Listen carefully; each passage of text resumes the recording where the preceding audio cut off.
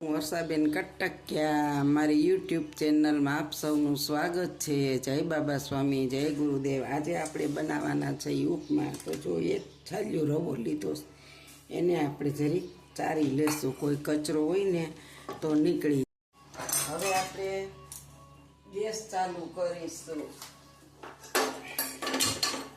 આપણો ગેસ ચાલુ થઈ ગયો છે અને આપણે એમાં થોડું કેવું જ ઘી નાખીશું પહેલાં, અને આપણે આ રવો એમાં અસલ શેકી લેવાનો છે સરસ।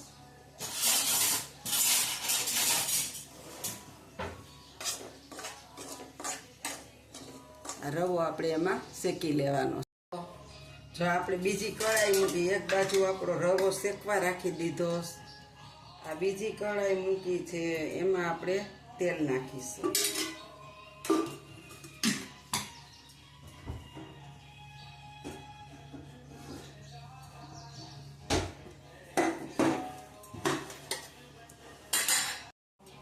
હવે આપણે આની અંદર રાઈ નાખીશું,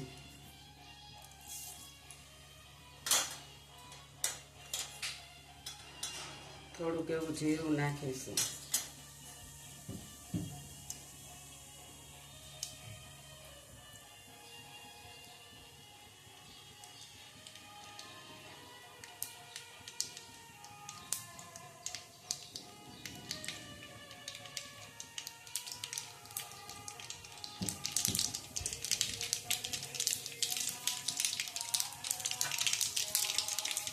હાલો। જો આપણી રાઈ પકડવા લાગી છે, હવે આપણે એમાં 1 ચમચી હિંગ નાખીશું, થોડા કડી પત્તા નાખીશું,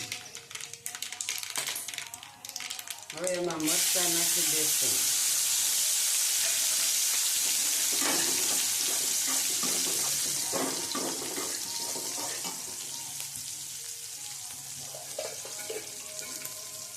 હવે આપણે આની અંદર આદુ છીણી નાખી દેવાનું,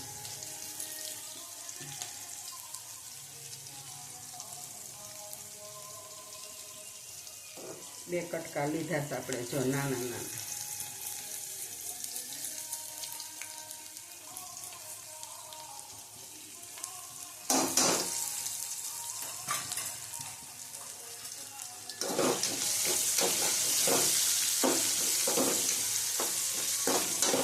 હવે આપણે થોડીક વાર અને સાતળ, આપણે આની અંદર ડુંગળી નાખી દઈશું,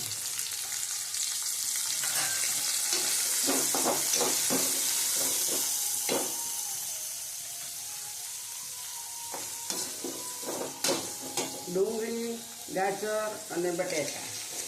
ગાજર આપણે થોડુંક જ નાખ્યું છે, અમારા છોકરાઓના ઉપમામાં ગાજર નથી આવતું, શું કરું, બસ કોઈ થોડુંક નાખવું અડધું, સાથે વટાણા નાખી દેશું, આ બધું આયરે સતળાઈ જશે। હવે આપણે આને ધીરે ગેસે બફાવા દેવાનું છે। આપણે આની અંદર સ્વાદ અનુસાર થોડુંક મીઠું નાખી દઈશું, એટલે ઝટ ચડી જાય, થોડુંક ચલાવી લઈએ,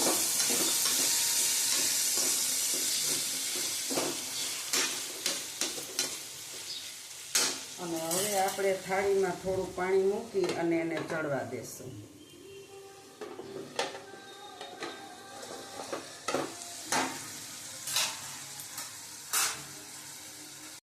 જો આ થાળીની અંદર થોડુંક ઉપર પાણી નાખી અને ચડવા દેશું। આ થાળી છે ને ટૂંકી પડી, આપણે બદલાવી નાખી, અને બાજુના ગેસ ઉપર આપણે રવો શેકીએ છીએ, એકદમ રવો શેકી લઈ। આપણે હવે જરીક જોઈ લઈશું,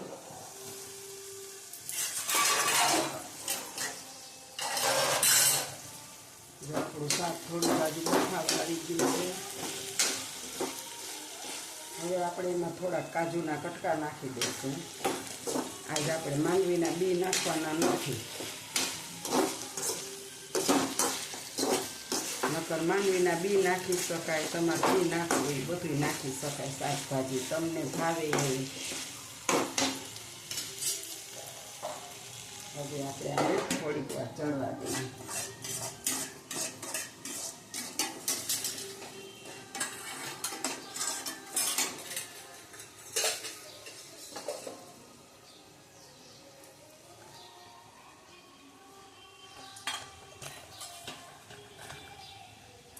તો આપણો બાજુની સાઈડ પર રવો પણ શેકાઈ રહ્યો છે, જોઈ શકો છો.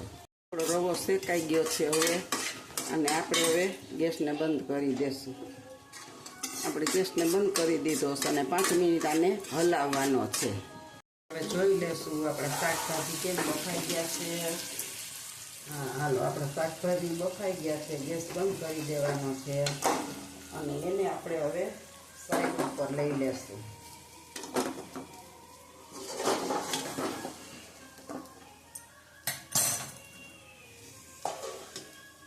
અને હવે આપણે છે ને પાણી ગરમ ઉકાળવાનું છે. પાણી ઉકાળવા રવો થોડોક શેકાઈ ગયો, કઢાઈ બહુ ધગે છે, એટલે થોડીક વાર ચલાવતા રહીને તો બળે નહીં. જો આપણું પાણી હવે ગરમ થઈ ગયું છે, લઈ લેશું. હવે ફરીથી આપણે રવો મૂકી દેશું અને રવાની અંદર આપણે થોડું ઘી નાખી દેશું.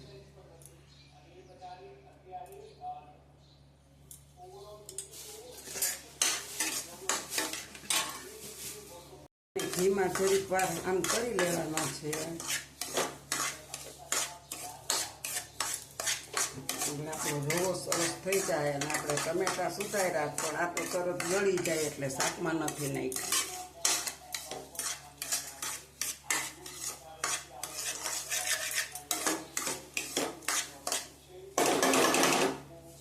જો આપણો રવો એકદમ સરસ શેકાઈ ગયો છે અને હવે આપણે એમાં પાણી રેડવાનું છે.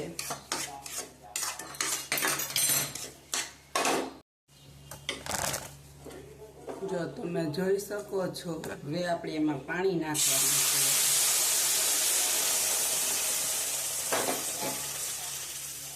અને હવે જોશે તો આપણે વધારે પણ નાખીશું.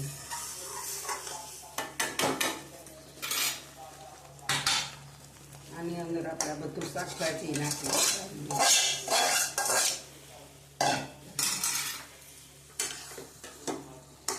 હજી પાણી તો જોશે, આપણે પાણી મૂકીએ.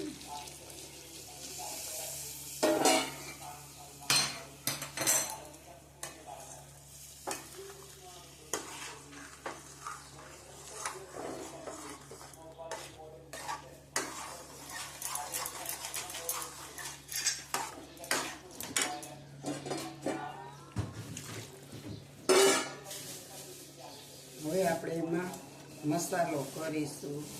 થોડી જેવી 1 પિંચ હિંગ હળદર નાખીશું. 1-2 ચમચી આપણે મરચું પાવડર નાખીશું. અમારે બધાને તીખું ભાવે ને એટલે.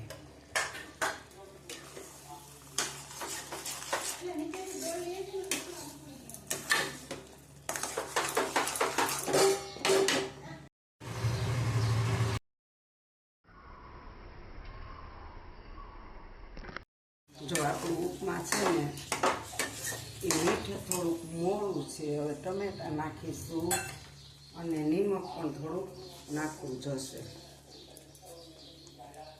આ મીઠા સાવ મોળું તો ભાવે નહીં.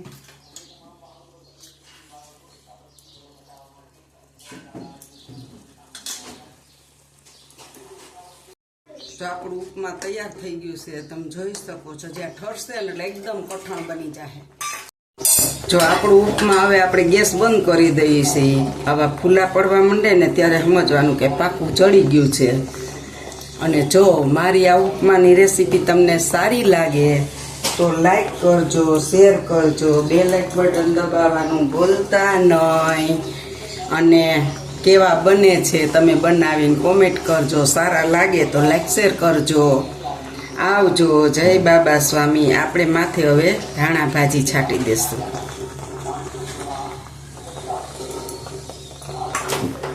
જો આપણા ઉપમા તૈયાર છે. હાલો બધાય ગરમ ગરમ જમવા. આવજો.